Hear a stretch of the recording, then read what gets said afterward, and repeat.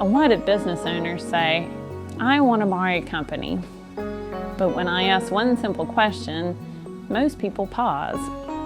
Are you trying to acquire a business or merge with one? Because those aren't the same thing. And if you don't understand the difference, you can end up negotiating the wrong deal, paying the wrong price, and inheriting problems you did not plan for.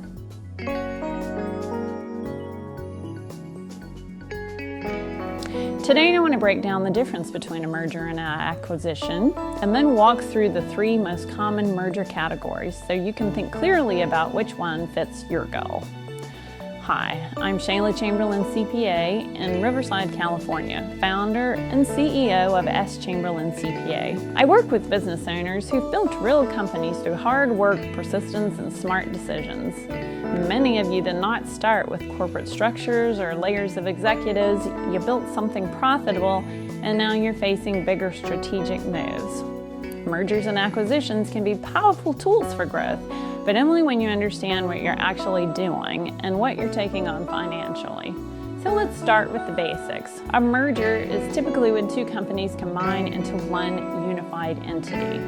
And an acquisition is usually when one company purchases another company and either absorbs it or operates it under the same ownership. Now, in everyday conversation, people often say M&A and treat everything as the same. But from a practical standpoint, the mindset is different. In a merger, you're usually combining operations, systems, and leadership in a more blended way. So it's often closer to a partnership, even if one side has more leverage. In an acquisition, the buyer's generally in control. The buyer's choosing the terms, the structure, and the plan for integration. The seller is exiting fully or partially, but the buyer's driving the future. So why does this matter? Because the financial risks and the transition issues can look very different depending on whether you're combining as equals or buying as the controlling owner. Here's the key point. Both mergers and acquisitions create growth by combining businesses, but that growth is not automatic. You have to understand what you're buying or combining and what will change the moment the deal closes.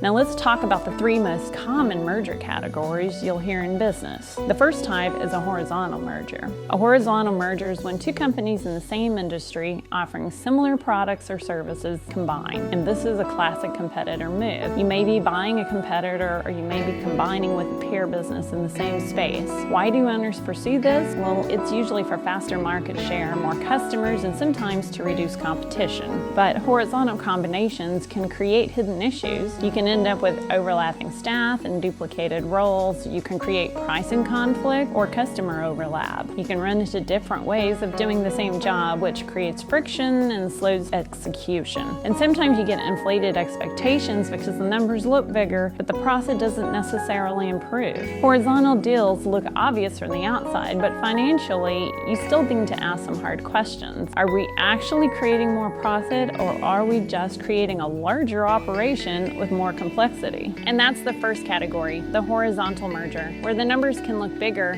but the profit doesn't always improve. In part 2, I'll cover vertical mergers and conglomerate mergers, and I'll give you a simple set of questions to decide what type of deal actually fits your goal. If this was helpful, subscribe and follow for more practical guidance for business owners making big decisions.